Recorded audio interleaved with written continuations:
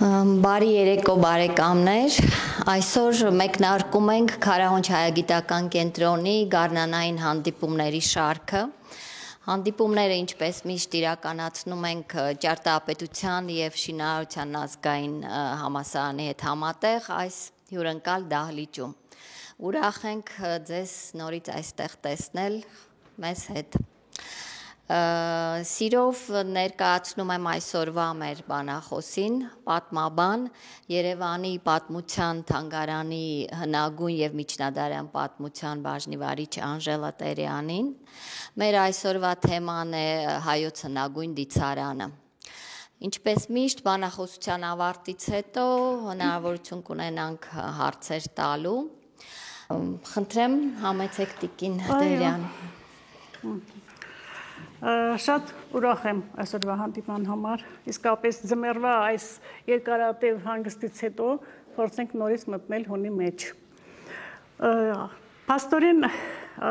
հունվարին հրատարակվեց իմ գրքերից մեկը, վերահրատարակվեց, որովհետև ինչքան հասկացա, պահանջարկը շատ մեծ էր, անընդհատ դիմում էին հայոց հնագույն աստվածները, իմ առաջի գիրքը այդպես էր կոչվում, 17 թվականին է հրատարակվել։ Եվ ստիպված եղա երկրորդ հրատարակությունը ունենալ, հատկապես, որ շատ ու շատ նորություններ կային, բազմաթիվ նոր բաներ էի հավաքել, այդ հատուկ մի 6-7 տարվա ընթացքում բավականին հետաքրքիր նորություններ ունեինք եւ պետք էր նորից աշխատել, նորից աշխատեցի եւ տվեցի տպագրության, այնպես որ գիրքը արդեն կա։ Հիմա ես ուզում եմ ձեզ ներկայացնել գրքի թե ինչպես է գիրքը գրվել, ինչ կառուցվածք ունի, ինչ բովանդակություն ունի եւ ըստ այն որոշենք թե որ թեմաներ ավելի խորությամբ մի քիչ ներկայացնեմ ձեզ, որովհետեւ եթե աստվածների մասին է դուք բոլորդ գիտեք, որ աստվածները կամ դիցերը, հիմա դիցեր ենք ասում իհարկե, դրանք շատ ենք դրանց մասին խոսել, շատերն են խոսել, բոլոր գրքերում համարյա այդ թեման շոշափվում է եւ հիմա ես ուզում եմ ավելի շատ խոսենք նորությունների մասին։ Նախ եկեք տեսնենք թե կառուցվածքը այսպեսին է գրքի, ուրեմն արարիչ, այնուհետև դիցեր, տիրուհիներ եւ դիցեր։ Այս կառուցվածքով է գնում գիրքը։ Հիմա նախ գիտենք, որ այնուհետև խոսում եմ նաև նորությունների մասին, հետո հայ-իրանական, հայ-հունական աստվածների նմանությունների, հայկական եւ նրանց աստվածների նմանությունների տարբերությունների մասին, որը ումից է ծագել, այս հարցը շատ է քննարկվում, գիտեք, ով որտեղից է վերցրել։ Հետո խոսում եմ նաև քրիստոնեության ժամանակ մեր կորուստների մասին եւ թե ինչպես քրիստոնեությունը մոտ գործից Հայաստան, ինչ քաղաքական պայմաններում, մի քիչ շատ եմ ուշադրություն դարձրել, որ այդ հարցը շատ չենք քննարկում հատկապես, թե քրիստոնեությունը ինչպես տարածվեց Հայաստանում։ Բոլորս ասում ենք, դե 301 թվականին քրիստոնեությունը տարածվեց Հայաստանում, բայց չտարածվեց, փաստորեն մեզ պարտադրեցին ընդունել այդ կրոնը։ Այս բոլորի մասին, նաեւ անգեղ դիցի մասին շատ հետաքրքիր նորություններ ունենք, այնպես որ ես կփորձեմ այդ նորությունների մասին այսօր խոսենք։ Իսկ ընդհանուր ես արդեն ներկայացրեցի, որ ունենք գլխավոր արարիչ, ավելի շուտ արարիչ, արարիչ, այդպես եկեք ասենք, որովհետև մի քիչ հայերիս համար դժվար է, ասում ենք աստված, դից, գլխավոր աստված, տեսեք ռուսները, անգլիացիները մի հատ բոգ ունեն, ասում են գլխավոր ենթադրենք աստված, իսկ մենք չենք կարող արդեն այդպես ասել, որովհետև գիտենք մի քիչ ուրիշ է։ Մի խոսքով աստված բառը դեռևս կարողանում ենք, շարունակում ենք օգտագործել սովորույթի համաձայն, բայց իմանանք, որ աստված մենք ունեցել ենք ավելի շուտ աստված անունով դից, այնպես որ դա իրենից է գալիս անունը, հետո կասեմ, թե ինչպես այդպես եղավ, այնպես որ եկեք օգտագործենք դից հիմնականում, ուրեմն արարիչ, հետո տեր-տիրուհիներ եւ դիցեր։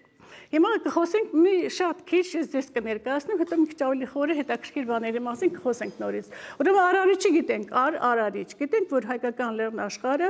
արարչագործության երկիրն է, այստեղ ապրել են աստվածներ, այսպես կամ դիցեր, տեր-տիրուհիներ, ինչպես ուզում ենք ասենք, եւ հիմա այս առաջի պատկերը հենց դա է։ Տեսնում եք, ով ուզում է ասի ժխտի այն, որ Հայաստանը արարչագործության երկիրն է կամ Արարատի երկիրը, ես այդպես եմ ասում, արարչագործության երկիրն է, այսինքն մարդը արարվել է այստեղ, այս նկարը խնդրում եմ ցույց տվեք իրենց։ Այս հայկական լեռնաշխարհն է, այնտեղ գիտեք Մասիսներն են եւ դիցերն են, այսպես ասած, տիրուհիների հիմնականում։ Այս նկարը ամեն ինչ ասում է փաստորեն, սա շումերական կնիք է, որը բոլորից ծանոթ է։ Հիմա մենք խոսում ենք նաև արև Աստծո մասին, արարիչը ինչ որ մի ժամանակ համադրվել է արև Աստծո հետ։ Հայերը արևապաշտ են եղել նաև փաստորեն եւ այդ մասին վկայում են հատկապես միջնադարյան մեր պատմիչները, գիտենք որ ասում են նրանք, որ արևորդիների համայնք է եղել, արևորդիներ այդպիսի տեղեկություններ ունենք փաստորեն։ Դա իհարկե քրիստոնեությունից հետո եղավ։ Հիմա եկեք անդրադառնանք դից եւ Աստված անուններին։ Ինչու մենք երկու տիեզերական էակների համար երկու անուն ունենք՝ դից եւ Աստված։ Դիցերը գիտենք, դից ասում ենք տիեզերական էակներին փաստորեն, հայկական արարատյան սեպագիր աղբյուրներում հանդիպում ենք դիցերի անուններ, ասենք խալդի, այնտեղ գրվում է դի, այդ ցուցիչը, որ նշանակում է, որ այդ դիցը Աստված է։ Ենթադրենք այդ բառը նույնիսկ օգտագործում ենք։ Հետո հետաքրքիր է, որ ասում են տիրոջը խալդիին, ոչ թե խալդի են գրում եւ այդ ցուցիչն են դնում, այլ տիրոջը խալդիին, պարտադիր օգտագործում են տիրոջ բառը, տեր բառը։ Նույնը օգտագործում են նաեւ կանանց համար, իքական սերի աստվածների համար, այսպես ասած։ Նույն բանը նկատում ենք նաեւ շումերական դիցաբանության մեջ, նարդարցած սեպագրերում այդ դին կա անպայման, դին դիքն է փաստորեն, դիք դից։ Ուրեմն իմացանք, որ դա հնուց գալիս է։ Հիմա իսկ Աստված բառի համար շատ հետաքրքիր ուրեմն տեղեկություն ունենք Ալիշանի միջոցով, հնագույն ուրեմն գրավոր աղբյուրը, որ մենք գիտենք, որտեղ Աստված բառը օգտագործված է, դա ուրեմն Մհերի դրան վրայի արձանագրությունն է, որտեղ գերմանացի գիտնականները հայտնաբերել են, կարդացել են Աստված անոնը։ Հիմա Ալիշանը այսպիսի մի բան է պատմում, ասում է 1880-ական թվականներին, երբ որ ինքը գրում էր իր գիրքը, հավատք եւ բանը, մեր հին հավատք, հեթանոսական կրոնք հայոց աշխատությունը, ասում է, Պոլսի իմ բարեկամներից մեկը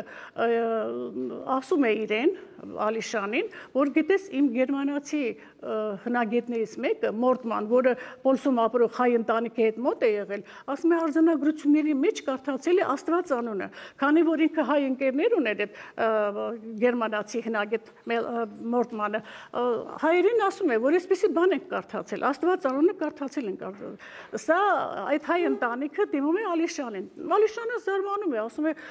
հետաքրքիր է, որ մենք եւ դից կարող ենք ասել եւ Աստված կա, այսինքն մենք այնքան հին ենք ասում է, որ մենք երկու անուն ունենք տիեզերական այդ էակի համար։ Այնուամենայնիվ ինքը նաև հիշատակում է, ասում է, գիտեք, հետաքրքիր է, ասում է, Վանա լճի ափին գտնվող այնտեղ բան կա, Աղթամար կղզում ավելի շուտ այդ վանքի մեջ դպրատուն կա, այնտեղ ինչ որ մի բան է կարդացել Ալիշանը, ասում է այնտեղ գրված էր, որ ուրեմն Հայկաբերդի մասին, գիտեք, որտեղ Հայկը Բելի դեմ պատերազմելուց հետո այդ տարածքում հենց Հայկաբերդն են կառուցել հայկյանները, ասում է Հայկաբերդից հետո, ասում է, ինչ որ բնակավայր կա, որը կոչվում է Աստվածաշեն։ Աստվածաշեն ինչպես կարող է լինել, մտածում է, ինքը ասում է դրա հետքերը հիմա էլ կան, Ալիշանն է ասում, բայց նաև ինչ որ չի հասկանում, ինչ է կատարվում, եւ չհասկանալով ասում է, դե լավ, թողնենք ապագա սերունդները կորոշեն, թե սա ինչ է նշանակում, Աստված բառը ինչու է այսպես օգտագործված։ Ուրեմն 40-ական թվականներին արդեն 1940-ական թվականներին, երբ որ սովետական գիտնականները ուսումնասիրում են ուրարտական, այսպես ասած, արձանագրությունները, այնտեղ նորից կարդում են Աստված բառը։ Խորխորյան տարեգրության մեջ Մհերի դռան էլի կա Աստված։ Ուրեմն բոլոր Աստվածներին գրված է, չէ՞, այս Աստծուն մենք այսքան ուլ ենք նվիրում, խոյետը մեր Արթուր Արմենը շատ լավ այդ մասերը ներկայացնում է, թե որ Աստծուն ինչքան ինչ կենթանի են տալիս։ Հիմա այնտեղ գրված է Աստված երկու խոյ Հիմա մեր գիտնականները զարմանում են, Աստված եւ ինչ է նշանակում սա։ Եվ մտածում է Ղափանցյանը այսպեսի տեսակետ է առաջ քաշում, որ դա նշանակում է, որ երևի այդ Աստծո անունը տաբու է եղել, չէր կարելի տալ, դրա համար գրել են Աստծո անունը չեն գրել, այսինքն այնտեղ պետք է նաև անուն գրված լիներ։ Ու այդպես փակվում է այդ հարցը, որ տաբու է եւ վերջ, Աստծո անունը չկա, վերջ։ Եվ 70-ական թվականներին Մարտիրոս Գավուկչյանը, որը գիտեք ինչքան մեծ գործ է արել մեր պատմությունը մեզ ներկայացնելու համար, էլ Արատա, էլ Արարատ, ամեն ինչի մասին այդ մարդը իմացել է եւ բազմաթիվ լեզուների մանալով մասնակցել է պեղումներին, այդ Փոքր Ասիայում կազմակերպված, ու այսպեսի մի տեսակետ է առաջ քաշում, ասում է մեր արձանագրությունների մեջ ինքը նույնպես կարդում է Աստված բառը եւ ասում է սա ոչ թե Աստծո անուն է, այլ հենց ինքն է, դիցն է, ասում է, դիցի անուն է, ասում է։ Եվ այդ դիցը փաստորեն ինքը ասում է սա կրակի եւ հրաբուխների դից կարող է լինել, ինքը այդպես էլ օգտագործում է։ Այնուամենայնիվ մենք տեսնում ենք, որ շատ հետաքրքիր մի բան կա։ Եվ վերջերս էլ մի հետաքրքիր մարդու հետ հանդիպեցի, Ռուբեն Գրիգորյան, որին այս մասին ասեցի, եւ ինքը ներկայացրեց, որ դա ուրեմն Աստված անունով դից ենք ունեցել ժամանակին, որը եղել է երիտասարդ, գեղեցիկ, շատ ակտիվ, աշխուժ դիցերից է եղել, որը միշտ մյուս դիցերին ուղեկցել է դեպի քրմերի հետ հանդիպումներ, ժողովրդի հետ հանդիպումներ, ասում է, եւ ժողովրդի մեջ այդ Աստվածը շատ ասում է մեծ տպավորություն է թողել, ժողովուրդը իրեն ընդունել է, եւ երբ որ урարտական բանը կայսրությունը կործանվեց, այսպես ասած, Երևանդունիների ժամանակ եւ Արտաշեսյանների ժամանակ Աստվածների փոփոխություն է տեղի ունեցել, գիտենք, որ հունական, հելենիստական այդ աստվածների եկան փոփոխություններ, Աստծո անունը մոռացել են, որպես Աստված դից ներկայացնել, բայց ժողովուրդը չի մոռացել Աստծո անունը, Աստված, որ այդպեսի դից է եղել։ Եվ քրիստոնեության ընդունումից հետո բնականաբար որոշում են քրիստոնյա այրերը, այսպես ասած, որոշում են, որ պետք է օգտագործենք Աստված անունը, որպես ընդհանրական անուն բոլոր աստվածների համար։ Իսկ դիցը համարվում է չարիքի, ինչ որ չարիք, չգիտեմ, այդ աշխատում են դից բառը չօգտագործել։ Ահա այսպես մենք ունենում ենք փաստորեն Աստված եւ դից անուններով, դե հիմա արդեն գիտենք Աստվածը որն է, դիցը որն է, այնպես որ այս հարցը ինչ որտեղ կարողացանք պարզաբանել։ Հաջորդ հարցը, որին կուզենայի անդրադառնալ, հայ Արմեն անունի ծագման մասին։ Ես փաստորեն միշտ անդրադառնում եմ այս հարցին, որովհետև անընդհատ այս հարցը շոշափվում է եւ վերջնական տարբերակ դեռևս չենք կարողանում գտնել։ Մենք գիտենք, որ առաջին փորձը, որ հայ ինչ է նշանակում, Արմեն ինչ է նշանակում, խորենացումն է։ Գիտենք, որ Հայկի անունով կոչվել է մեր ազգը հայ, իսկ նրա թոռան, թե ծոռանը Արամի անունով էլ Արմեն է կոչվել։ Երկար ժամանակ այս մասին այլևս ոչ մեկը չէր խոսում, հա, ընդունում էին, որ ճիշտ է խորենացին է վերջ։ Բայց դե գիտենք, որ հույն հեղինակները ժամանակ առ ժամանակ իրենց տեսակետներն էին առաջարկում, գիտենք ինչ որ տարբեր բաներ կա, այդ մասին էլ շատ ենք խոսել։ Հիմա նորից Գավուկչյանի կողմից առաջ քաշվեց տեսակետ, որ ոչ թե Գավուկչյանը այստեղ առն է հիմնավորում, հիմնականում առաջ դնում արարիչը, եւ ասում է, որ Արմեն անունը առաջացել է արից։ Է ճիշտ է, ընդունում ենք, այդպես է, ճիշտ է, արարչից։ Բայց հայ անվան համար ինքը ասում է ար, հար, հայից է առաջացել, իբր թե տեղի ունեցել այսպիսի փոփոխություն, ար, հար, հայ, ինքը դա է առաջարկում, հիմա էլի ընդունվեց, էլի ինչ-որ բան, բայց հետո արդեն ձեր աչքի առաջ, մեր բոլորիս աչքի առաջ, տեսանք, որ հայա աստված կա, շումերական սեպագրերը կարդալուց հետո, մենք տեսանք, որ հայա աստված կա, և փաստորեն մեր անունը հայա աստծո անունից է առաջացել, մենք, իսկ հայ նշանակում է երկրի բնակիչ, երբ որ դիցերը ստեղծեցին մարդուն, արարեցին մարդուն, փաստորեն դրան բնակեցրին Արարատի երկրում, Արարատ գիտենք, նշանակում է արարելու տեղ վայր, արարելու վայր տեղ, հիմա այստեղ հայան փաստորեն արարված մարդիկ իրենց կոչեցին հայ, իսկ ինչը նշանակում է երկրի բնակիչ, երկրում ապրող մարդ, երկրի բնակիչ, այսպես տեսակետ առաջ քաշվեց, իսկ Արմենի համար էլի ինչ որ մի հետաքրքիր բան առաջ քաշվեց այս վերջերս, այսինքն ես մի քիչ ուզում եմ դրան անդրադառնալ։ Գիտենք, որ երբ որ արարեցին մարդիկ, դիցերը արարեցին մարդկությանը, որպեսզի ասում եմ գազանների նման չլինեք, նրանց համար օրենքներ գրեցին նաև։ Օրենքներ ամեն ինչի մասին, ինչպես պետք է հողամշակել, ինչպես պետք է բժշկվել, ամեն խցեգործություն, անասնապահություն, ամեն ինչի իրավական համակարգ, ամեն ինչի մասին գրվեց։ Եվ այդ օրենքների ժողովածուն, ինչ ենք ասում, Արատան սրբազան օրենքների երկիր է, չէ՞, այդ սրբազան օրենքները գրվել են հենց իրենց կողմից փաստորեն։ Հիմա գրվեց եւ գործառության մեջ տրվեց մարդկանց, յուրաքանչյուր, ասենք, հողագործությունում տրվեց ինչ-որ մի դիցի, որը պետքա մարդկանց սովորեցնել դրա մասին։ Անասնապահությունը, մի խոսքով, կաթնամթերքի մշակում, ամեն ինչի գրված էր եւ բոլորը պետքա մարդուն տրվեր։ Այնպես որ ինչ որ մենք իմանում ենք, իրանց շնորհիվ է փաստորեն։ Հիմա այդ ամբողջ օրենքների ժողովածուն, որ մարդկանց համար գրվեց, կոչվեց մե։ Այդպես են կոչում մե։ Հիմա այսինքն աստվածային օրենքներ, այդպես ասում։ Հիմա եթե Արմենը վերցանում ենք, արը գիտենք մեր, արն է, արարիչ, ար, մենք արդեն մտածում ենք, որ օրենքների ժողովածուն է։ Այսինքն, ուրեմն արարչական, արի օրենքների գրող, եւ դա տրվեց հայկական լեռնաշխարհի Արարատ երկրի բնակիչներին։ Այսինքն, աստվածային օրենքների գրողը մենք ենք, դա տրվել է իրենց կողմից։ Հիմա այդ մեն Այս մեր մենա, իմ կարծիքով, ես հիմա դրա վրա եմ ուզում աշխատել, ուզում ենք այդպես մասսայականացնենք, որ ոչ թե մենն է, ոչ թե արի որդի, դա էլ կարելի է ասել, բայց հիմնականում մենք այդ օրենքների գրողներն ենք, եւ հետո տալիս ենք ուրիշներին, ինքը մեզ տալիս է, մենք տալիս ենք ուրիշներին, այդպեսի հետաքրքիր բան կա։ Սա ուրեմն նորությունը հայ եւ արմեն անունների ծագման մասին, հիմնականում երկրորդն է բնականաբար։ Էլի ինչ հետաքրքիր բան կա, որ կուզենամ ձեզ ասել։ Անգեղ տուն, անգեղ աստված ունենք, դից ունենք, այսպես ասած։ Հիմա շատ հետաքրքիր նկար կա, այստեղ ես կուզենամ ձեզ ցույց տալ։ Վերևում պիտի սեղմեմ։ Հա։ Այստեղ առաջին մարդը արարվել է, տեսնում եք, եւ արարված մարդուն արդեն գիտեք որ մի քանի անգամ անում են արարում են այ տեսեք սրանք անհաջող տարբերակներն են մարդու արարված մարդու անհաջող տարբերակներ սկզբում անհաջող են ստացվում հետո իրանք աշխատում են դրա վրա եւ սա արդեն հաջողված տարբերակն է եւ ներկայացնում են հայային հաջողված մարդու տարբերակը սա էլ Գուդեյան է առաջի արարված մարդկանցից է որին նաեւ թագ տվեցին արարված իրենց պատկերով արարված կին։ Սա էլի արդեն մեր նման, բայց հսկաներ են ինչ-որտեղ, տեսնում եք բարձրահասակ են ավելի,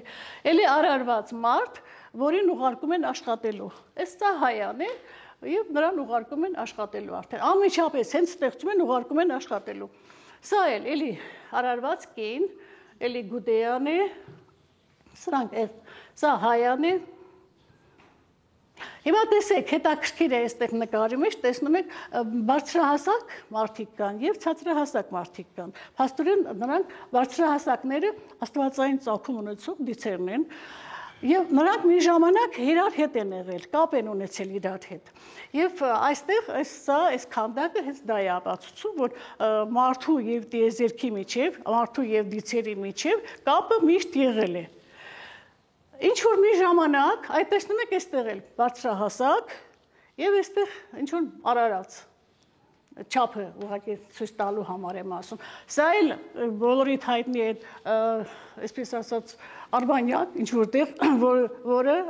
Վանուի մոտակայքում է հայտնաբերվել եւ մտածում են, որ տիեզերքից եկած մարդիկ են նստած այստեղ։ Այսինքն կապը, սա էլ ինանան է, որը կարող է տիեզերագնացի հագուստով, նա էլ իջել է, բարձրացել է, մի խոսքով կապը եղել է տիեզերքի հետ, սա արդեն, բայց ուր էր են նկարը, մի հատ հետաքրքիր նկար կա, այ սա, տեսեք անգեղի մասին, որ խոսում եմ, հա, տեսեք, շատ հետաքրքիր բան հայտնաբերվեց փաստորեն, ուրեմն մեր Սեբեոսը վկայում է, որ անգր դիցը կապ է պահպանում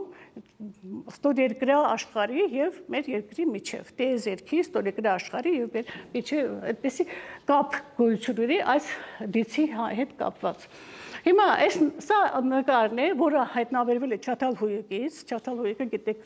հայկական լեռնաշխարհի հարավային մասերում է եղել, դա թվագրվում է 8-րդ հազարամյակով, այսինքն մոտավորապես 6-րդ հազարամյակ, այսինքն 8000 տարի։ Հիմա այստեղ տեսնում եք երկու աշտարակներ ենք տեսնում այստեղ, եւ կարմիր եւ սպիտակ։ Մարդը ուրեմն երբ որ յուրաքանչյուր մարդ երբ որ ծնվում է, այսպես է, չէ, ինչ որ ծրագիր ունի փաստորեն, ինքը պետք է ծրագիրը կատարի։ Եթե կարողանում եք ծրագիրը կատարել, նրան հնարավորություն է տրվում, որ նորից ծրագրով գա, վերջնական նպատակը դից դառնալն է, այսպես ասած, մարդու անմահությունը, դա է փաստորեն։ Հիմա այսպեսի մի հետաքրքիր բան են ասում, որ տեսեք, եթե մարդը ծնվում է եւ անընդհատ ինքը իրան շատ վատ է պահում, անընդհատ մարդասպանություն, չգիտեմ, գողություն, թալան, այդպես չի արդարացնում իր վրա դրած հույսերը։ Նրան որոշում են վերացնել։ Քանի անգամ փորձելուց հետո, քանի անգամ նրան վերածնվելուց հետո, եւ նրան որոշում են վերացնել։ Եվ սա մեզ տալիս է Չաթալհույկի այս պատկերը։ Պատկերացնում եք 8000 տարվա պատկեր, որը ցույց է տալիս, թե ինչպես են վերացնում մարդուն, որը չի կատարել իր վրա դրված ծրագիրը։ Տեսնում եք այստեղ մարդուն գլխի վար նետում են կրակների մեջ։ Իսկ այստեղ նոր մարդ պետք է ծնվի։ Արարչի էներգիան, այսպես ասած, յուրաքանչյուր մարդու մեջ ասում են էներգիա կա, չէ՞, արարչից մի մասնիկ կա։ Այդ մի մասնիկը հենց էներգիան է, որը մեզ թույլ է տալիս մտածել, շարժվել, չգիտեմ ինչ, ամեն ինչ։ Հիմա այստեղ այնտեղ փաստորեն վերացնում են մարդուն, որը իր վրա դրված մարտականությունները չի կատարել, շատ վատ է պահել, մարդասպան է եղել, պատերազմներ, թալա, գողություն, ամեն ինչ։ Եվ անուղղելի է մի խոսքով այդ հոգին, եւ նրան վերացնում են, գլխիվար նետում են կրակների մեջ։ Իսկ այստեղ արդեն այս մարդու գլխի մեջ, ասում են գլխի մեջ է այդ էներգիան, տեղադրում են մարդու մեջ։ Դրանք բոլորը անում են անգեղները, անգեղ դիցերը։ Իմիջիալոց այսպիսի բան կա, որ դիցերը կարող են ցանկացած պատկերով, ցանկացած ձևով հանդես գալ մարդու մոտ։ Մենք տեսնում ենք, չասում ենք այլ մոլորակայիններ կան, չգիտեմ ինչ։ Դրանք բոլորը իրենք են, բարձվում է, եւ տարբեր տեսքեր։ Այդ մասին ասում են նաև հնդկական հինդուիզմի մեջ կա, Վիշնուն, հետո եգիպտական, հետո կրոնական ծեսերի մեջ կա, որ դիցերը կարող են հանդես գալ ցանկացած պատկերով, կենթանու պատկերով։ Մենք տեսնում ենք, չէ՞, կենթանիներ կա, այնտեղ մարդանման մարմին է, բայց գլուխը ինչ որ ուրիշ է, թռչնակերպ է, չգիտեմ ինչը, այդ կամ դիմակներով են, կամ էլ ինչ որ ուրիշ ձև։ Հիմա այստեղ դա ենք տեսնում, փաստորեն մարդու մեջ տեղադրում են արարչի այդ էներգիան, որը պետք է նորից գա, ինչ որ իր վրա դրված պարտականությունները կատարի, ծրագիրը կատարի ավելի շուտ։ Իսկ կինն էլ հավերժության խորհրդանիշ, որի միջոցով այդտեսեք կինը այնտեղ արդեն դա էլ հավերժություն, որ կնոջ միջոցով պետք է այդ բոլորը կատարվի։ Սա էլ մեր անգեղ դիցի մասին, որը նորություն էր մեզ համար եւ ես փորձեցի ձեզ ներկայացնել։ Ուրեմն շատ է խոսվում նաեւ հայ-իրանական եւ հայ-հունական աստվածների մասին, դիցերի մասին, այսպես ասած, որ հայերը հատկապես ինչ որ մեկը կա, ես չեմ հիշում ազգանունի այս պահին, այդ մարդը հենց մենք գրում ենք Անահիտի մասին, ինքը ասում է Անահիտը պարսկական դիցուհի է, Պարսկաստանից է անցել հայերին եւ այլ, անմիջապես ինչ որ մեկը խփում է այդպես քեզ։ Նույնը Արամազդի մասին։ Հիմա եթե աշխարհի արարումը Արարատ երկրից է սկսվել, Սիսմասից լեռներից է սկսվել, պարսիկները այստեղից են գնացել, իրենց հետ տանելով մշակույթ, աստվածների պաշտամունք, ամեն ինչը, փաստորեն այստեղից են գնացել, նույն բանը կարող ենք հույների համար ասել, եթե արարված մարդիկ այստեղից են տարածվել, ինչպես կարող են աստվածները այնտեղից բերել այստեղ, մենք գիտենք հելենիզմի շրջանում եղել է այդպիսի բան, բայց հիմնականում այստեղից են տարել այդ մշակույթը, այսքանը բավական է իրենց ասելու համար, բայց իրանք իհարկե չեն ընդունում, ինչ որ բաներ են վերում, ամեն դեպքում սա էլ էր շատ հետաքրքիր, որ իսկապես պետք է բոլորին ներկայացնենք, որ այստեղ է մարդկությունը առաջացել, այստեղ է մշակույթ ստեղծվել եւ այստեղից են մարդիկ տեղափոխվել իրենց ներկայիս բնակության վայրերը։ Իսկ քրիստոնեության մասին մի փոքր խոսեմ, ես ուզում եմ խոսել այս պահին այն ժամանակաշրջանի մասին, երբ որ մեզ պարտադրվեց քրիստոնեությունը, ինչ ժամանակաշրջան էր այդ ժամանակ։ Ուրեմն հռոմեական եւ պարսկական պատերազմներն էին գնում, անընդհատ պայքար էր գնում, նաեւ Հայաստանի համար էր պայքար գնում։ Եվ հայերը, արշակունիները, Խոսրով երկրորդը, Տրդատ երկրորդը շատ հանգիստ կարողանում էին պայքարել այդ ամենին, բոլորի դեմ կարողանում էին, հանգիստ Հայաստանը կարողանում էր ինքը իրեն պահպանել։ Հիմա, երբ որ Պարսկաստանում արքայատոհմի փոփոխություն է լինում, արշակունիներին փոխարինում են Սասանյանները որոշ իրենց մոտ իրենց արքունիքը ամբողջը փոխվեց, այնտեղ բոլորը դարձան Սասանյաններ, իսկ Հայաստանում դեռևս պահպանվում էր արշակունիների դինաստիան եւ իրենց գլխավոր հակառակորդ որպես Սասանյանները սկսեցին նկատել հայ արշակունիներին։ Եվ իսկ հայերը շատ պարսիկներ, որոնք ուրեմն նախկին արքայատոհմի բարեկամներն էին, թողեցին իրենց երկիրը եւ եկան Հայաստան ամբողջ տոհմերով, իրենց ունեցվածքով, ամեն ինչով բազմաթիվ հազարավոր պարսիկներ տեղափոխվեցին իրենց արշակունիների Հայաստան, այսինքն արշակունիների Հայաստան տեղափոխվեցին։ Եվ հիմա հայ թագավորները, Խոսրով երկրորդը հատկապես, պայքար սկսեց պարսիկների դեմ ու հաղթական պատերազմներ էր վարում փաստորեն, անընդհատ հարձակվում էր 10 տարի շարունակ պայքարել էր, որպեսզի կարողանա արշակունիներին նորից պարսկական գահին նստեցնի, բայց հաջողություն չի ունենում փաստորեն։ Իսկ երբ պարսիկների մոտ նոր արքաներ են, այսպես ասած, շահեր են նստում գահին, մի քիչ ավելի ուժեղանում են պարսիկները եւ հասկանալով, որ չեն կարող հայերին արշակունիների տոհմը վերացնել Հայաստանում, չեն կարող հայերին հաղթել, որտեղ հայերը անդադ կարողանում են հաղթանակներ տոնել, որոշում են վերացնել Խոսրով երկրորդին, գիտեք ինչպես է լինում, չէ՞, հավաքում են եւ բանը պարսկական այդ արքունիքում, որոշում են, որ պետք է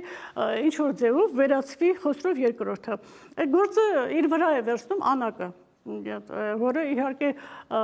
արշակունի էր, բայց հանդես էր գալիս Սասանյանների կողմից փաստորեն։ Եվ ահա ինքը ասում է ես կանեմ այդ գործը։ Եվ վերցնում է իր վրա։ Եվ ահա իր ամբողջ տոհմով, նաև եղբայրը իր, վերցնում են իրենց ամբողջ տոհմը, հարստությունը, ամեն ինչը եւ տեղափոխվում են Հայաստան։ Խախաղի մոտ Ղազախը այսօրվա, այնտեղ հայոց թագավորը այնտեղ է լինում։ Այնտեղ հանդիպում են իրար եւ իրենք ասում են, որ իրենք ապստամբել են իրենց շապուկի դեմ եւ ուզում են, որ Հայաստանում ապրեն։ Հավատում է հայոց թագավոր Խոսրովը, որովհետեւ ընտանիքով են, կին, երեխա, ամբողջ տոհմը եկել է, եղբայրն էլ հետն է եկել փաստորեն, հավատում է եւ ընդունում է իրենց։ Ու դարձնում է իր մոտ ընկերը փաստորեն, երկու եղբայրներն այնտեղ Խոսրովանը Անակը եւ իր եղբայրը երկուսը միասին, բայց գիտեք, հետո մի անգամ ինքը բանի զբոսանքի ժամանակ հայոց թագավորը ասում է Խոսրովը, այդ Անակին եւ իր եղբայրը ասում է, որ ինքը ուզում է դեպի Պարսկաստան արշավանք կազմակերպել։ Իմանալով այդ մասին, դե բնականաբար թույլ չէր տա, չէ, Անակը, որ Պարսկաստանը վրա, որտեղ ինքը խաբում էր հայոց թագավորին։ Դավադրություն են կազմակերպում, գիտեք այդ պատմությունը, սպանում են հայոց թագավորին, վերջի շնչում հայոց թագավորը խնդրում է, ասում է, անպայման ասում է, խնդրում եմ, դուք վրեժ լուծեք, բոլորիս վրեժ լուծեք։ Վրեժ լուծում են, բոլորին սպանում են, բայց դուք գիտեք, որ երկու հոգի փրկվում են, Գրիգորը եւ իր եղբայրը, մեկը տանում են Հռոմ, հռոմեական կայսրություն, մյուսին տանում են Պարսկաստան։ Այդ տղաներին։ Ահա այսպես ուրեմն փաստորեն ստացվում է, հետո Խորենացին ասում է, դա հենց այնպես չէր ասում, նա գնաց Հռոմ ասում, եւ նրան պատրաստեցին Հայաստանի համար, որ գա Հայաստանում հեղափոխություն անի։ Նախորդ ծրագրավորված, պլանավորված ամեն ինչ անում են։ Դե այս վիճակով փաստորեն հետո գիտեք ինչպես Անակը միացավ Տրդատին, հետո պարսիկները հարձակվեցին դրանից հետո, երբ որ հայոց թագավորը մահացավ, պարսիկները հարձակվեցին, փաստորեն Հայաստանը նորից ընկավ պարսիկների տիրապետության տակ։ Բայց Հռոմի օգնությամբ Տրդատ III-ին, որը ասում են Խոսրովի տղան է, իհարկե, կարողացան հայերը հաղթանակ տանել եւ նորից Հայաստանը արշակունների ձեռքը անցավ։ Այս պայմաններում փաստորեն, երբ որ Տրդատը գալիս էր Հայաստան, որպեսզի իշխանությունը վերցնի, ճանապարհին նրան է միանում Անակը, ներողություն, Գրիգորը, որը արդեն դաստիարակություն է ստացել այնտեղ, շատ լավ քրիստոնյա էր, նրան պատրաստել էին մի խոսքով, պատրաստի լրտես, այսպես ասած, պատրաստի կադր ուղարկում էին Հայաստան։ Այդպես, գիտեք արդեն ինչպես եկավ ամեն ինչ, կարողացավ այստեղ ամբողջ արքունիքը իրենով անել, Խոսրով Դուխտի հետ շատ մոտ հարաբերությունների մեջ էին իրենք, փաստորեն Խոսրով Դուխտը գիտեք Տրդատի քույրն էր։ Այս ամբողջ պատմությունը փաստորեն կազմակերպված էր հենց այնպես չէր, թե ինչեր արեց բոլորը գիտեք, ինչ ավերածություններ, ինչ ամբողջ ինչքան մարդ մահացավ, 100,000-ավոր մարդիկ սպանվեցին ճակատամարտում, ինչքան մարդ փախավ Հայաստանից, Հյուսային Կովկասում հիմա որ այդքան շատ արմենոիդ տիպի մարդիկ կա, հենց այնպես չի, բոլորը այդ փախածներն են, գնացին Հյուսային Կովկաս, եւ եթե հիշում եք, այնտեղ աղվանքի կաթողիկոսը հետո Գրիգորի թորներ, չէ, գնաց այնտեղ քրիստոնեություն նորից տարածելու, մոռացա անունը ոնց էր դրա։ Գրիգորիս, այո, Գրիգորիսը ճիշտ է։ Այո։ Փաստորեն նրան այնտեղ հիշում եք ինչ արեցին, ձիու պոչից կապեցին եւ քաշտալու սպանեցին։ Գնացել էր այնտեղ քրիստոնեություն տարածելու, բայց այնտեղ շատ հայեր կային։ Ինձ թվում է հենց այդ հայերն էլ կազմակերպել են, որ հանկարծ այնտեղ էլ այդ նույն քրիստոնեությունը չտարածի, իրանց ուզած քրիստոնեություն, այսպես ասած։ Այսպես քրիստոնեությունը մուտք գործեց Հայաստան։ Իսկ Տրդատին արդեն այդ որ ասում են ինչ որ ուղարկեց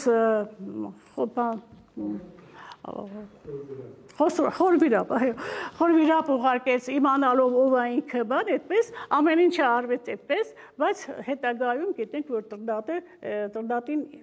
ինչ օրը գցեցին, այսպես ասած, ասում են, ամեն ինչ արել են, հետո ասում են խոս դարձավ, ինչ անշնակում խոս դարձավ, դա ամենահիմար վիճակն է, որ նրանք կարող են անել։ Եվ մտածում ես, որ դա հենց այնպես չի եղել, նրանք ինչ որ դեղեր են տվել, հետո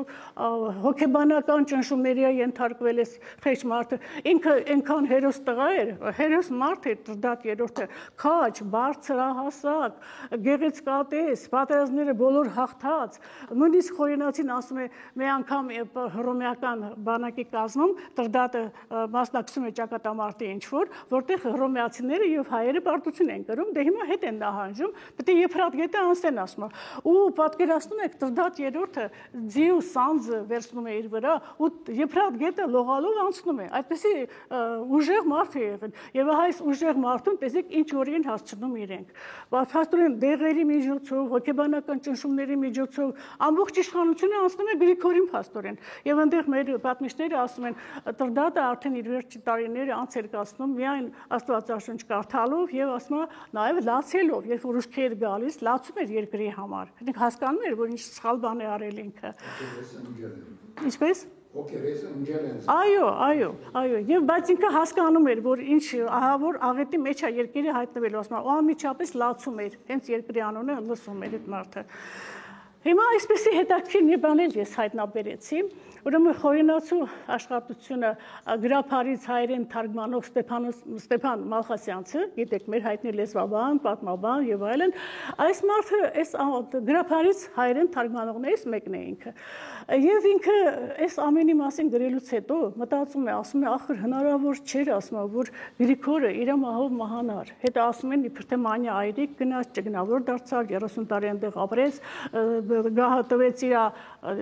տղաներին եւ այլն, ասում են դա հնարավոր չի։ Նա այդ ծաղկման շրջանում էր, ինքը ամբողջ երկիրը իր ձեռքին։ Ինչու պետք է ինքը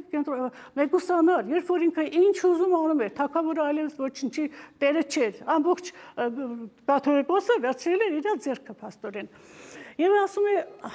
ես ասում եմ, անկասկած, հետո արաբական աղբյուրները ասում են, երբ որ խոսում են Գրիգորի մասին, չեն ասում ինքը մանյա այրիկ գնաց, ճգնավոր դարձավ, ասում են մինչև իր մահվան օրը, այդպիսի բաներ են ասում, ճգնավոր լինելու մասին ոչինչ չեն ասում, փաստորեն ստացվում է եւ Մալխասյանցը այսպիսի կարծիք է հայտնում, որ շատ հնարավոր է, ասում է, ճակատամարտերից մեկում հայերը սպանել են Գրիգորին։ Ուղղակի ինքը հայի ձեռքով է մահացել։ Հայի ձեռքով են մահանում նաեւ նրա տղաները, գիտեք, երկուսն էլ, որ կաթոլիկոսներ դարձան, երկուսն էլ մահացան հայ իշխանների ձեռքից։ Ինչ որտեղ վրեժ էին լուծում նաև, էլի։ Հիմա ես մտածում եմ, որ երևի ճիշտ է ասում Մալխասյանցը, որովհետև հնարավոր չէ դու քո ծաղկման շրջանում, երբ որ ամբողջ աշխարհը երկիրի քո ոտի տակ է, ինչ ուզում անում ես, հանկարծ գնաս մեկուսանաս, ինչ որ չվայելես, էլի, քո ուզեցածը։ Շատ հնարավոր է, որ իսկապես հայերն են սպանել Գրիգորին եւ ամոթից մեր պատմիչները գրում են այնպես, ինչպես որ հիմա կա։ Այո, հետո խմբագրել են, չէ՞, հետո խմբագրել են նաև, քանի անգամին խորենացում խմբագրել, վերջում էլ խորենացում գիտենք ինչ են արել։ Ես հիմա մտածում եմ, որ հայ եկեղեցին այսօր պետք է ընդունի իր մեղքի բաժինը ընդունի եւ ընդունի, որ իսկապես ինքը սխալներ թույլ է տվել։ Եվ եթե մարդը ուզում է քրիստոնյա լինի, թող լինի, թող խաբված լինի, էլի հայեր կան, որ իրանց կոտորում են քրիստոնեության համար, թող լինի իրանք, բայց ամեն դեպքում հայոց եկեղեցին պետք է ինքը ներողություն խնդրի հայերից, այսքան մշակույթ, այսքան ժողովուրդ կոտորելու համար, մեզ այսքան հետ տալու համար, մենք ինչ ենք այս վիճակում։ Հիմա տեսեք, այն անգամ կարդում եմ ալևիներ, կան, չէ՞, այդպեսի, դրանք հայեր են, մեր արևորդիներն են։ Հիմա ասում է 25 միլիոն ալևի կա։ Եթե ինչ-որ մի համայն առանձնացել է եւ 1700 տարի, հիմա 25 միլիոն է, իսկ մենք 3 միլիոն ենք, ով է մեղավոր սրա համար։ Այն որ ասում են, ով քրիստոնյա չի, նա հայ չի, առաքելական իհարկե, այսպիսի բաների պատճառով մենք այս վիճակում ենք հայտնվել։ Եվ դրա համար եմ ասում, մեր եկեղեցին թող ընդունի իր մեղքը, եւ վերջերս էլ բանակ էին գնում։ Ես զարմանում եմ, ոնց կարելի է եկեղեցականներին բանակ ուղարկել, իբր թե այնտեղ չգիտեմ ինչ արելու։ Տեսակ ինչ եղավ այդ բանակի հետ։ Հոգեբաններ են պետք բանակ են, ոչ թե եկեղեցականներ։ Այնպես որ ամենտեղ ինքը մտել է եւ այս վիճակում ենք հայտնվել դրա համար։ Եվ մեր խեղճության պատճառը նաեւ ինչ որտեղ իմ կարծիքով նաեւ եկեղեցին է։ Այսօր էսքանը։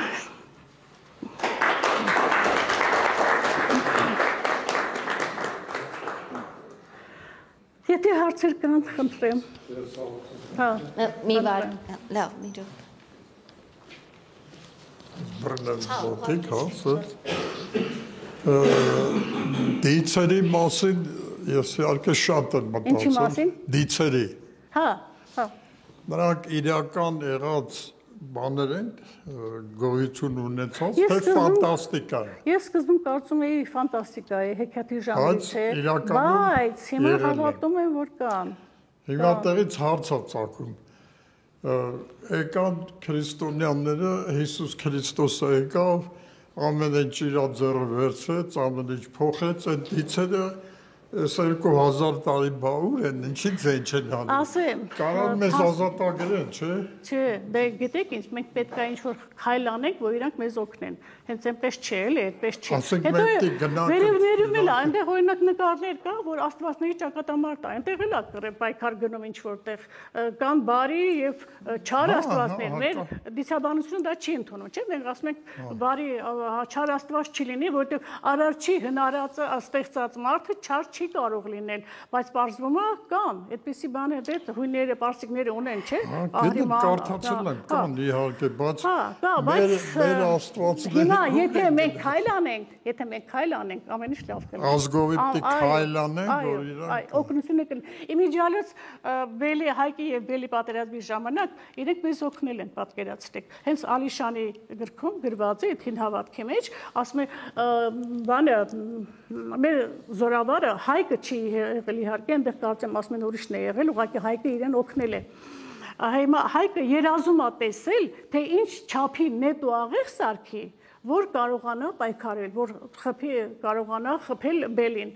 Այնպես որ նրանց օգնությունը միշտ կա։ Եվ ես մտածում եմ, եթե իրենց օգնություն չլիներ, մենք չէինք լինի, այսօր չէինք լինի իսկապես։ Մենք իրանց մոռացել ենք, բայց իրենք մեզ չեն մոռացել, հավատացեք։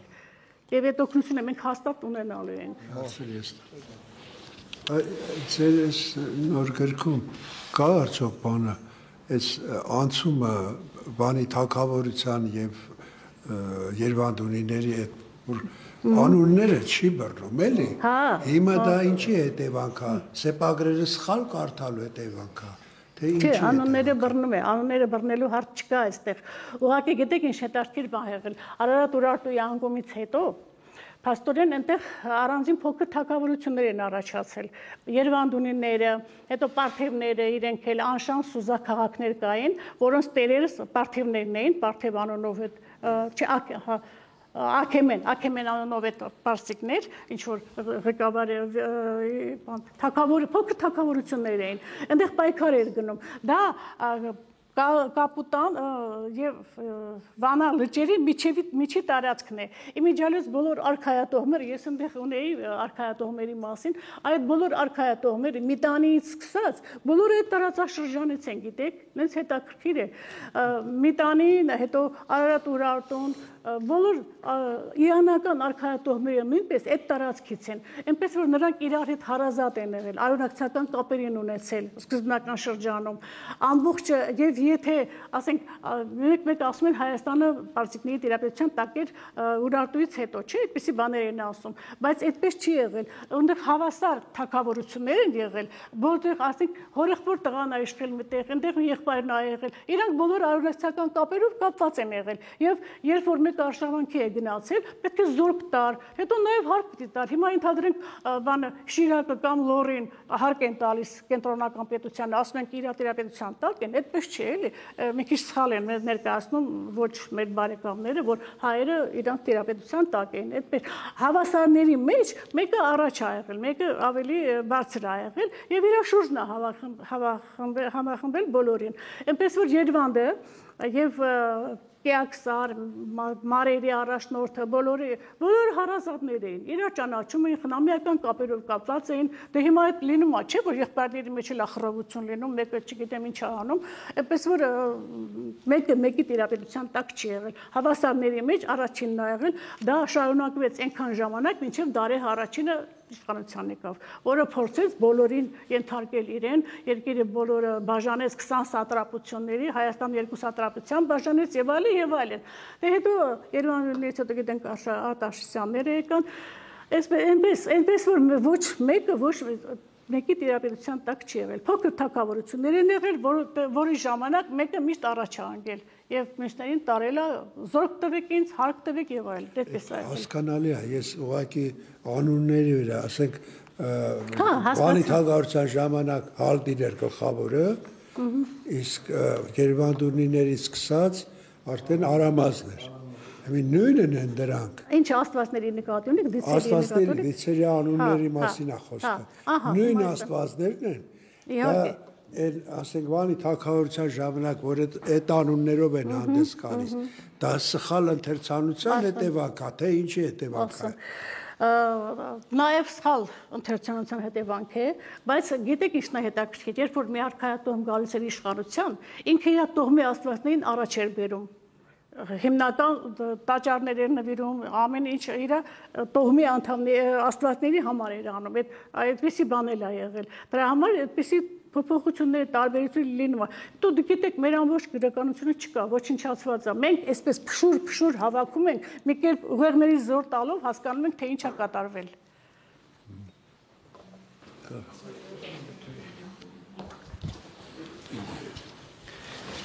Այսպեսի հարց, որ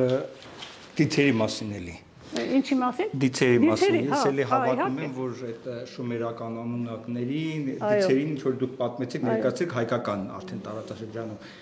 Համլետ Մարտիրոսյանն, մյուս հետազոտողներն, Սուրեն Այվազյանը եւ այլն շատ են գրել Գեղամա ու ժառապատկերների մասին։ Այդ ժառապատկերների քարերը այնպեսի մի հատ մոլիբդենային խանութներ են, որ դրանց վրա փորագրել է, հիմա անգամ հիմա հասարակ բան չի։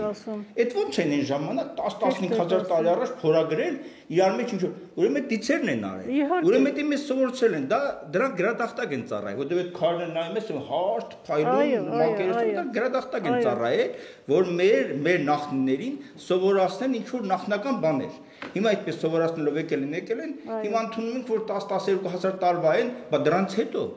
Դրանց հետո ոչ մի բան չկա։ Մի քանի քաղաքակրթություններ ա եղել։ Հիմա ժամանակակից քաղաքակրթությունը ասում եք, որ 15000 տարեկան է։ Հա, համաձայն եմ, ապորտասար։ Հիմա տեսեք, դրանց հետո ոչ մի բան չկա, հետո եկավ Գրիգորի ժամանակները, Գրիգորը քերեց, ինչ կար չկար, եւ ես համոզված եմ, որ այնտեղ հայկական տառատեսակներ էլ եղել, հայկական գրեր էլ եղել, դրանք բոլորը քերել է։ Այո, ժառանգապետներում ինչ հասկացել է քերել է, ինչ որ մնացել է 10-12000 տարվա, այդ դիցերի արդեն թողածը մնացել է։ Այո։ Այն որ ժառանգապետ Երևի իրանք են պահպանել նաեւ, այնպիսի տեղեր են դրել, որ շնամու ձեռքը հետո հազարավոր էին, դրանց այդքան էլ հեշտ չէր քերելը։ Այո, Այսինքն դիցերի բանը մնում է, էլի, այդ գաղափարը։ Ճիշտ է։ Եկեք հավատանք, էլի իսկապես ոնց որ կան։ Մենք սովետական շրջանի մարդիկ ենք, biz այնպես են սովորացրել, որ ոչ մի բան չի եղել, բայց այդպես չի։ Տիկին Անժելա, շնորհակալություն եմ ուզում հայտնել մեր պապերի հզորագույն մշակույթը մեզ ներկայացնելու համար։ Նախքան ձեզ հարց տալը մեր տարիքով մեծ ընկերոջն է, էլի հարցին ուզում պատասխանել, որ ասում ունեն դիցերը։ Այդ հարցին պատասխանել է մեր Ջոջաստան փոքր մայրը, որ ասելով ես այն ժամանակ դուրս կգամ, երբ որ այս աշխարհը քանդվի, նորը շինվի, այսինքն նկատի չունեցել շինությունները, նա բնականաբար նկատի ունեցել է այն մշակույթը օտարածին, որ հիմա մենք կրում ենք, դա պետքա քանդվի եւ մեր պապերի հնագույն մաքրամաքուր հզոր մշակույթը վերածնունդ ապրի, այդ դեպքում արդեն մեր մեջից փոքր մայրը դուրս կգա, որը բանը։ Հիմա ես ձեզ էի ուզում արդեն հարցը ուղղել, տեսեք, ուրեմն ամբողջ աշխարհը մեզ կոչվում է Արմեն։ Դուք ձեր խոսքը սկսեցիք ասելով արարիչ, չէ՞, այդ բառակապակցությամբ։ Հիմա այդ Արմեն բառի մեջ ասեցիք մենը այդ օրենքներն են, նաև կա տարբերակ, որ մեն ման, այսինքն մանուկ փոքր մարդ, այսինքն արարչի մարդ, մեզ որ անվանում են ամբողջ աշխարհը։ Արարչի որդի, արի որդի։ Միթե մեր ազգային տեսակի, մեր տեսակի սկզբնաղբյուրը հենց Արմենով չի սկսվել, որ հետո ասում եք հայկից է, չէ՞, միջև էդ էլ է մեր տեսակը։ Չէ, հայկից չի, իհարկե, հայկը դիցերից մեկն է ընդհանրապես, մեր պատմության ժամանակահատվածում ինքը երևացել է։ Ստացվում է, որ հենց ի սկզբանե մեր տեսակը, մեր պապերես ազգային տեսակը հենց Արմենն է կոչվում, այսինքն արարչի մարդ։ Այն որ առաջինը նկարացույց է տալիս, այդ է, դիցերը Արարատ լեռան վրա։ Եղավ, շնորհակալ եմ։ Ինչպես։ Շնորհակալություն նյութը ներկայացնելու համար։ Ես կարծում եմ մենք մի հատ շատ լուրջ խնդիր ունենք ընդհանուր։ Աղբյուրների ճիշտ ընկալման խնդիր ունենք։ Տեսեք, դուք ներկայացրեցիք Ագաթանկեղոսի պատմությունը ողջ, բայց մի մոռացեք, որ Ագաթանկեղոսը հենց իր առաջի իսկ տողերում նշում է, որ ես խոսքի վաճառական եմ, որ ես չունեմ այն մեծությունը, որ ինքս ներկայացնեմ այն ամբողջ պատմությունը իմ ուզած ձևով։ Այսինքն ես ունեմ գրաքննադատներ, ուղղորդողներ, ու նշում է, ցույց է տալիս, թե ովքեր են դրանք։ 3 անձ են, Գրիգորիուսն է, հենց Գրիգորիուս էլ ներկայացնում է, Տրթատն է, որը Տիրիդատը չի, Տրթատն է,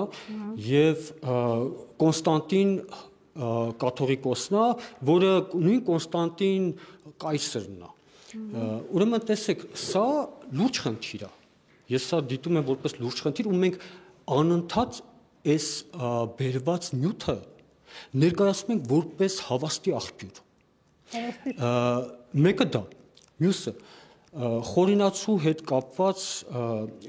պետք չի մոռանալ, որ խորինացին ինքը հենց քրիստոնեական ժամանակաշրջանի գործի չէր, ու դրա հետ մեկտեղ շատ լուրջ խնդիր կար։ Մենք ունենք բանադրված այնպես մեծություններ, նզովված այնպես մեծություններ, նորեկացու հայրը, որոնք եկեղեցու կողմից ուղղակի բսկլտվել են, կոպիտ եմ ես ասում, բայց խորինացին իր աղբյուրով եկել հասել է մեզ։ Սա ինչի մասին է խոսում։ Սա խոսում է նրա մասին, որ խորինացին որոշակի փոփոխություններ է բերել իր պատմության մեջ։ Ինչի ես սա որպես ուրիշներն են գրել իր պատմության մեջ։ Չէ, դա նկատի չունեմ։ դա այն նկատի ունեմ։ Միտքս ինչի համար եմ, ես սա մի քիչ երկար ասեցի, խնդիրը նրա մեջ է, որ խորենացին հայկին ներկայացնում է որպես երանելի, այլ ոչ թե որպես պաշտելի։ Այսինքն իջացնում է հայկ երևույթի որպես աստված երևույթի Աստծո մակարդակից իջեցնում է ավելի ցածր, պաշտելի մակարդակից երանելի մակարդակին, խնդիրը նրա մեջ է, որ այդ շրջանում չէր կարա ինքը լիներ որպես ընկալվեր որպես Աստծո որդի, որտեղ տեսեք Արտակ Մովսեսյանը ինքը ներկայացնում է, որ ապացուցում է, ցույց է տալիս, իր խոսքը կա, որ հայկը հայայի որդին է։ Իր հենց անունն էլ է բացվում հայայի եւ դիի որդի։ Ինչի համար եմ ես սա ասում, որտեղ խորենացու աղբյուրներ չի կարելի աստվածաբանության հետ կապված բերված նյութերը չի կարելի հավաստի ընդունել։ Ինչի համար եմ ասում, որտեղ ինքը իջեցնում է։ Ես բան չունեմ ասելու ամբողջ աստվածատունը ներկայացնելով, այսինքն հայկի որդիներին, զավակներին ներկայացնելը պիտի որ դա ճիշտ լինի, բայց որ հայկը ներկայացում է ոչ թե որպես Աստծո որդի, որտեղ Աստծո որդի լինելով ինքը ոտք էր մեկնում արդեն Հիսուսին։ Այստեղ այդ խնդիրը կա։ Երբ որ մենք սովորում ենք համալսարանում, պատմության ֆակուլտետում, առաջի բանը որ մեզ սովորեցնում են այնտեղ մեր դասախոսներ առաջի կուրսից, ասում են դուք պետք է քննադատաբար մոտենաք աղբյուրներին։ Վարացի չընդունեք, ինչ որ ասում են, քննադատաբար մոտենաք, համեմատեք ուրիշների հետ, անմիջապես այդ աղբյուրը չվերցնեք, ասեք այս, հա, այս ասում է, բայց ուրիշներն էլ վերցրեք դրա հետ։ Նախ շնորհակալություն Տիկին Տերյան, մի փոքրիկ ճշտում միջև երկու հարց ունեմ, մի փոքրիկ ճշտում, երբ ասում եք, որ պարսիկները ընտանիքներով տոհմերով դուք պարթևներին չէ նկատի ունեիք պարթև։ Ցեղեր են, պարսկական ցեղեր, պարթևական ցեղեր, այնպես որ նույնն է։ Մարեր, այդ երեքը իրար հետ են, պարթևներ, մարեր, պարսիկներ։ Ժամանակ առ ժամանակ տոհմերից մեկը գլուխ էր բարձրացնում, իշխանությունը վերցնում էր իր ձեռքը։ Դրանցից կազմավորվեց պարսիկ ժողովուրդը այսօրվա կամ Իրանը այսօրվա։ Հիմա երկու հարց ունեմ ձեզ։ Նախ քանի որ այս նկարն է հիմա ցուցադրվում, ինչ նյութի վրա է, արդյոք հենց այդպիսի գունավոր է թե չէ։ Այո, հենց գունավոր է։ Ինչի վրա։ Բնակարանը, կացարանում,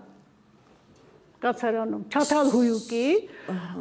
կացարաններն են, որոնք պեղվել են անգլիացիների կողմից, եւ այս էլի կան, մենակ սա չի, էլի այսպիսի պատկերներ շատ կա, այնտեղ ամբողջ այդ նկարված է։ Ահա։ Եվ պահպանվել են պատկերացրեք։ Հիմա էլի Մելարտը պեղող խնագետը ինքը գիրքը հրատարակել, Մելարտը, Վոլին եւ այնտեղ այս բոլոր նկարները կան։ Իմ մոտ կա այդ գիրքը, դրա համար գիտեմ ով է, էլի, օգտվել եմ։ Շատ հետաքրքիր։ Շատ, իհարկե, ինչ համար էլ, դրա համար ուզեցի պայման ձեզ ներկայացնել սա։ Հա, իրոք շատ առաջին անգամ եմ ճիշտ ասած տեսնում։ Հետո այդ գծերը ինչ է, ջնջված են, թե քարտեզ է, թե Հա, չէ, ջնջված են։ Ջնջված են բարձրապես։ Այն վերևներում 8000 տարվա նկար էր։ Հա։ Բարի։ Այ շատ հետաքրքիր է, ինձ էլ շատ Կոպիկ աշտարակը։ Այո։ Երկևը ջուր է։ Աշտարը, բանը, երևի աշճաններ է այնտեղ։ Աշճաններ է կարծես թե։ Ջուր լինի, սա Այստեղ, հա։ Երկևում։ Հա։ Կրակ։ Դե այնտեղ կրակ է, այն հեչ։ Որ ասում կրակի մեջ խորովում է։ Հա, հնարավոր է։ Դա էլ է հնարավոր։ Եվ եթե կարելի է պիտի խնդրեմ այն նկարը բերեք, որտեղ որ անհաջող մարդկանց Հա, պատկերները։ Այո։ Փոքրացնենք, հա, որ շուտ լինի։ Այդ տեսեք, երբ որ մարդուն արարեց, հայան է, եւ սա Գուդեյան է, առաջի տիրակալը, նրան, որ իշխանություն տվեց, օղակը եւ մտրակը։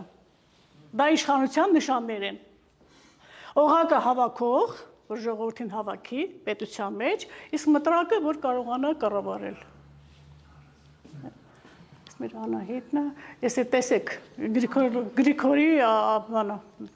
ավերածությունների արդյունքը Անահիտ Աստվածուհին հողի մեջ, մեկ էլ էլի Արևմտյան Հայաստանում գտել են կեսը։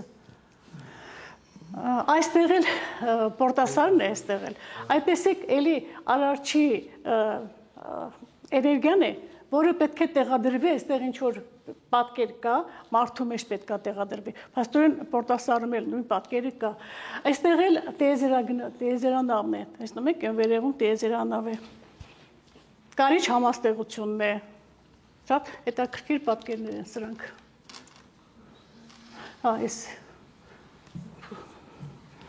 Այս վերջի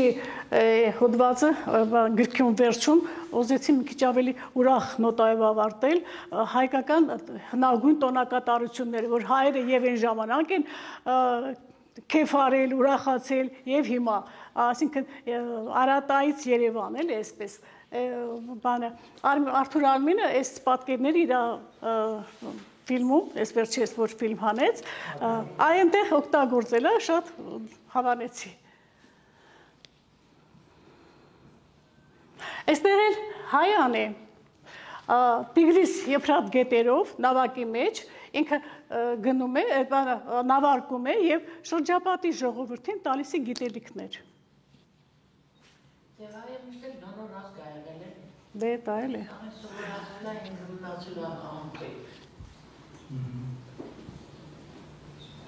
Այս Չաթավույուկի կացարաններն են, այստեղից են հայտնաբերել, այսպիսի տերասաձև ոչ թե բնակարանից, այլ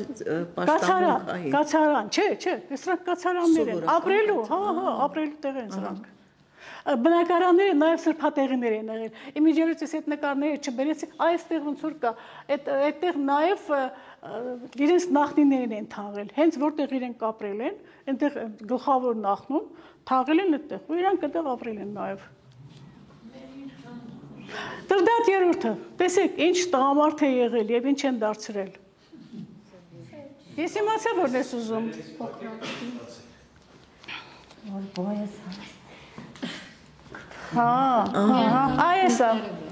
Այս է։ Մի րոպե։ Այո։ Այդա։ Անհաջող օրինակներ է ստեղծված մարդկանց։ Առաջի փորձը անհաջողությամբ է ավարտվում։ Այո։ Այս մասին է իմ հարցը։ Ես որքան հասկացա, դուք ասում եք, որ առ Աստվածն է ստեղծել մարդկանց։ Ինչ է գրված այս նկարի տակ։ Էնքի ստեղծած մարդիկ։ Այսինքն էնքի ստեղծած մարդիկ։ Արարչի գիտությամբ էնքին ստեղծում է մարդկանց։ Արարչի գիտությամբ։ Որը շումերներում, շումերական դիցաբանության մեջ ան է, հայկականում ար, շումերականում ան, աքադականում անու, այդ գլխավոր արարիչը։ Դա էնքի ստեղծածն է արարչի գիտությամբ։ Այսինքն ոչ միայն արարիչն է ստեղծել մարդկանց, այլև հայան։ Արարիչը ոչ մի բան չի անում, ինքը ուղղակի թույլ է տալիս։ Իր գիտությամբ է, ամեն ինչ իր գիտությամբ է լինում։ Էնքին իրա զավակն է, արարչի, իրա թույլտվությամբ անում են։ Այսինքն մարդուն ստեղծել է հայան։ Այո, բայց արարչի գիտությամբ։ Հա, պարզ է, իրա ծրագիրն է, արարչի ես ուղղակի ուզում էի ճշտել, որ հայան մարդու արարիչն է։ Այո, որի անունով էլ մենք կոչվում ենք։ Բարի, շնորհակալություն։ Խնդրեմ, իմիջիայլոց մի հետաքրքիր բան էլ կա, Եվրոպայում հիշում եք, այսինքն ամենտեղ իրար տեսնելուց հայ, բարևում են, բարևի տեսակ կա։ Ես այդպիսի մի բան եմ մտածում, որ միգուցե դա նշանակում է, երբ որ հայերը տեղափոխվել են, տարածվել են ամբողջ աշխարհում, իրար տեսնելուց ասել են հայ ես, այսպիսի մի բան է մտքովս անցնում նաև էլի, հայ ես, ու այդպես հայը մտել է մարդկանց բառապաշարի մեջ։ Այստեղ հարցում է։ Խնդրեմ։ Նախ շնորհակալություն ներկայացման։ 3 արագ հարցեր։ Անկեղների այդ պատկերավոր դեսարանը դուք ասեցիք ժայռապատկեր է, թե ոչ։ Ոչ, կացարանի վրա նկարված է։ Ուր կգտնվի աշխարհի։ Չաթավույուկ, Թուրքիայի տարածքում այսօրվա։ Միջագետքն է, Արևմտյան Հայաստան, այո։ Մի տեսակ քրիստոնեական հասկացողությամբ Քավարանի եւ Ծժողքի դեսարանն է կարծեք հոն ներկայացված։ Շատ հետաքրքիր է, չէ, ինձ համար շատ հետաքրքիր է, որ ես ինձ համար բացահայտեցի այդ նկարը։ Իսկ գներեք գնոջ թերը այդ դեսարանի մեջ ինչ էր։ Գնոջ դերն է, որ գնոջ միջոցով պետքա նորից վերածնվի, այդ որ վերածնում էին։ Իսկ երրորդ հարցս Ալիշանի քիրքը ինչ էր անունը։ Ինչպես։ Հա, հին հավատ կամ հեթանոսական կրոնք հայոց։ Հին հավատ կամ հեթանոսական կրոնք հայոց։ Հա։ Տարբեր մեկնաբանություններ են տալիս։ Հա։ Եթե հարցեր չկան, ավարտենք։ Լեյլան, հա։ Մի վարքան։ Ես մոռացա հարցնել, Աստված բառը սեպագրերում ինչ ձևով է հիշատակվում։ Կարդում են Աստված, տարբեր ձևերով են կարդում։ Ահա, բարի, շնորհակալ։ Բայց քանի որ մեր լեզվում Աստված բառն է մտած, ես մտածում ճիշտը Աստվածն է, որտեղ ժողովուրդը պահպանել է անունը այնպես ինչպես կա։ Հիմա ընթերցողները գերմանացին մի ձևով կարող է կարդալ, Պետրովսկին են մյուսը դիակոնը որի ձևի կարող են կարդալ, այդ սեպագրերի Աստվածը, այնպես որ ճիշտը ժողովրդի ասածն է, Աստվածն է իմ կարծիքով ճիշտը։ Շնորհակալություն։ Ավարտենք, երևի շնորհակալություն մեկ անգամ։